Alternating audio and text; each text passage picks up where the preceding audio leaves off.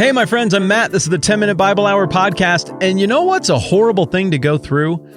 Is divorce. I have never gone through one of these. My parents have not gone through one of these. My in-laws have not gone through one of these. But man, a whole lot of people I love have had their lives touched by that.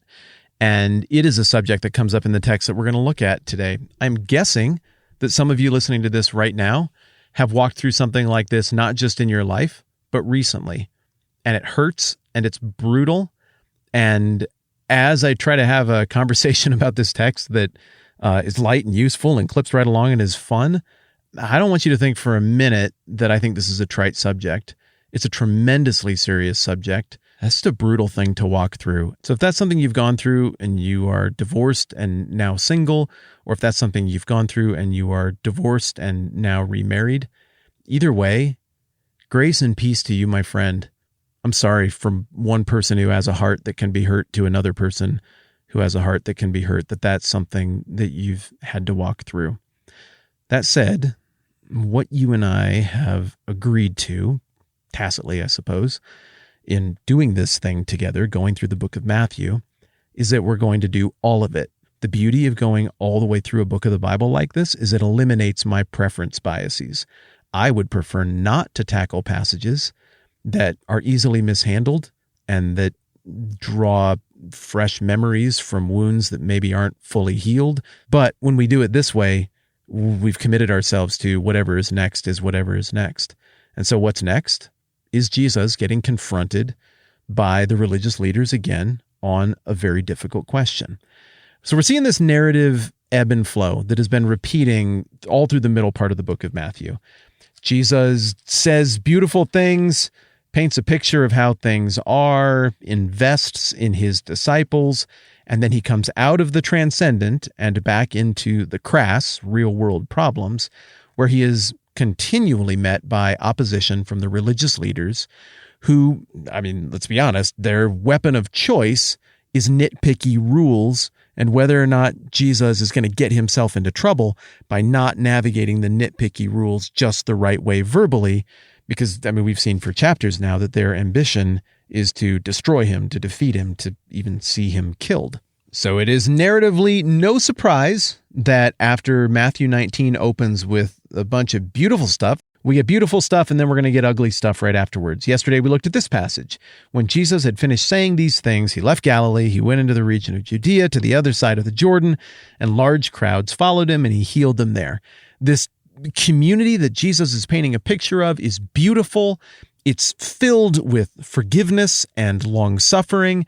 And even though the warnings against failing to forgive are very stout and intimidating, still, people are smart enough to look at this and be like, a forgiving community of faith, that is sustainable because these people could look inside their hearts and know that they didn't match up. They knew that they needed mercy, they needed forgiveness. And so even if the expectation was, hey, you got to give forgiveness away too, they were like, that's a great deal. You kidding me? I get forgiven $312 million metaphorical dollars and all I got to do is forgive a few thousand metaphorical dollars?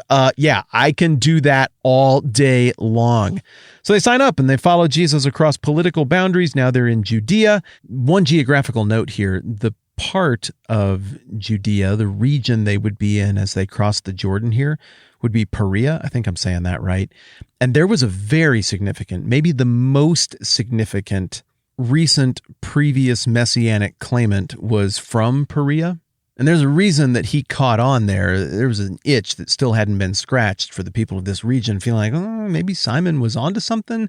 In this region east of the Jordan, they would have had their antenna out for Messiah-type characters. And so probably some of this crowd wasn't just people who were following him, but people who'd heard the reputation, and they were intrigued by Simon of Perea, who didn't work out, and now Jesus is here, and let's see what it's about. So when Jesus goes and does all of these healings and everything, in part, this is an extension of what's already been going on, but there's a little bit of subtext here that this would have been his first foot in the door for all of these people who had messianic questions and surely wanted to see what Jesus is about. So he doesn't just pass the test of the Messiah in one place and assume that word will spread. In this case, he chose to pass the test of the Messiah for another people group who would have been curious about what was going on. But onto the promised friction that comes right after this beautiful moment out in the desert. Verse 3, some Pharisees came to him to test him, and they asked, is it lawful for a man to divorce his wife for any and every reason? To you and me, our brains are going to go straight to the now question. I mean, somebody went to Jesus in the Bible and they were like, why are people allowed to get divorced? Well, divorce still affects us. That's still a concept. We still have marriage. We still have marriages that fail, that don't work out, sometimes innocuously, sometimes explosively. Divorce it's a thing. It's something that you got to think about. That is something that religious people think about a lot. And so we would be tempted to look at this and be like, well, this is people who want to know Jesus' take on this hot button issue. But there are a few layers behind this question that I think are important before we can understand Jesus' response. There were two schools of thought on divorce at this time that were very popular.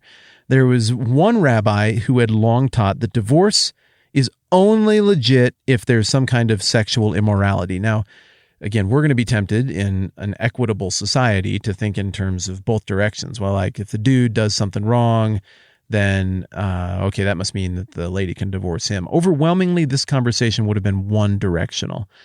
If a woman does something outside of the marriage, they are asking, then can a dude divorce her? Divorce is the other way. We're not very common at all. So one perspective is, nope, divorce is not allowed religiously except for this very extreme, explosive situation.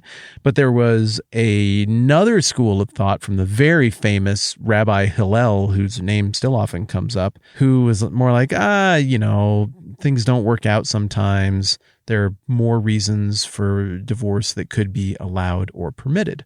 So what you have here are Pharisees coming to Jesus and inviting him into their rule-oriented debate between a group that's a little more fundamentalist, hardcore with the rules, and another group that maybe leans a tiny bit toward being more progressive. Those categories don't translate to today either. What I mean by fundamentalist and progressive is nothing like what that looks like in today's religious, political, ideological spectrum, but I think you get what I'm talking about. And so why would you come and ask? Is it that these Pharisees would really like to settle this fight? Well, no. I mean, the text attributes motives to them right here. Some Pharisees came to him to test him. Okay, so they're coming because this hasn't been solvable. Here's an unsolvable question, and we're going to catch you in a trap, and this should obliterate your credibility with half of the people. The Pharisees who are asking the question probably don't know or even care which half of the people will be disgusted by his answer. But if you just keep asking these questions and keep cutting his following in half by forcing him to alienate people by picking the 1 or the 0, eventually you can get him whittled down enough in following and power that you can kill him and make him go away. This is kind of a novel approach to getting rid of messianic characters, to discredit them. Usually you just call in the Romans, you send out some legions and you kill him. But the difference here is that unlike Simon of Perea and these other previous messianic claimants, Jesus hadn't taken up arms. In fact, he'd openly discouraged taking up arms. The Pharisees are evolving, they're adapting, they're modifying their techniques for how to partner with the state to get rid of messianic claimants they reject.